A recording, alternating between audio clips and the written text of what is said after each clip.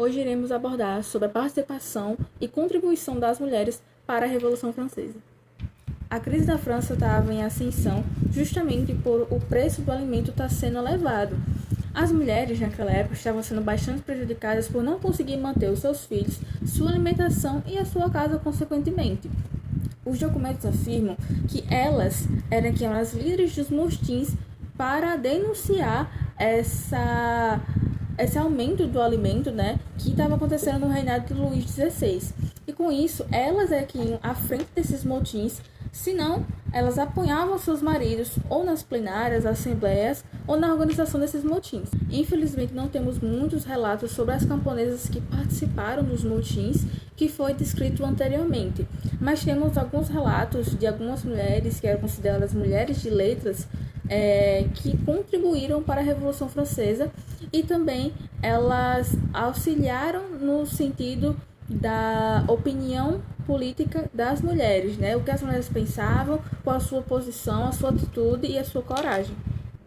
Algumas dessas mulheres criaram clubes políticos, que seriam clubes para discutir a política e o que poderia ser feito, já que elas não conseguiam participar diretamente da política.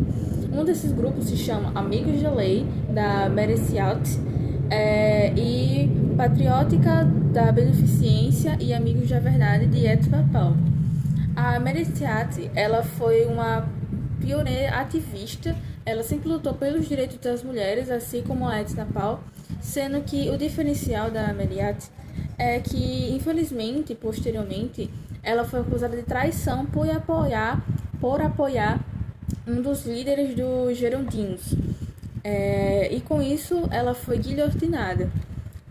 Junto com a Edna Paul e a Mareciat, a Olympe Georges, ela foi também outra pioneira com os direitos das mulheres. Ela criou a Declaração dos Direitos da Mulher e da Cidadã em 1791, que foi um marco assim para as mulheres, visto que tinham se criado para os homens, mas não das mulheres. E ela meteu a cara e escreveu o para as mulheres. Infelizmente, ela também foi guilhotinada por não seguir as regras da Revolução. Isso tudo estava acontecendo na época do terror, como os historiadores falam, onde quem não seguisse as regras da Revolução seria guilhotinado. Infelizmente, ela e a Mareciat foi uma das. A acusação foi que elas não estavam seguindo as regras, como eu havia falado, por ela não estar seguindo seu papel como mulher. Também não podemos esquecer da Pauline de Leon, que em 1791 também elas reuniu assinaturas de 300 mulheres para conseguir se defender nessa época que estava acontecendo, nessa época de terror.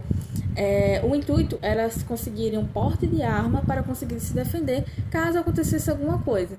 Não também podemos esquecer das mulheres que participaram do lado dos Girondins. Do lado deles temos a Mary Anne e a Mary Jeanne.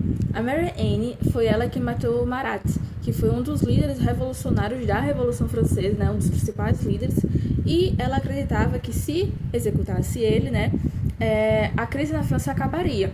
Ela foi até a sua casa, apunhalou ele com uma faca no peito e com isso ela foi pega, obviamente. Ela foi guilhotinada por causa desse ato. E acabou que, querendo ou não, ela foi sim um marco para essas mulheres justamente por a opinião política dela.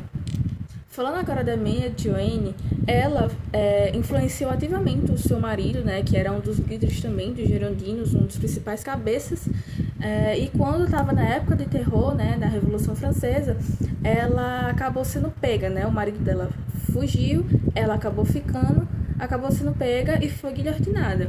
Ela tem uma das frases mais famosas que aconteceu nessa época, que é: ó liberdade, quantos crimes cometeste em teu nome? O que podemos tirar da participação dessas mulheres para a contribuição da Revolução Francesa é que, infelizmente, a luta delas foram negligenciadas e apagadas, colocando ou na sombra de seus maridos, dos homens, ou simplesmente apagando elas dos documentos. A negligência com essas mulheres, principalmente por terem tirado todos os direitos que elas tinham conquistado no decorrer desse tempo, mostram a força dessas mulheres e também inspiração para as outras conseguirem seus direitos, visto que o voto da mulher na França só foi concedido em 1994. Após todas as informações, eu concluo aqui o meu relato sobre a participação das mulheres na Revolução Francesa.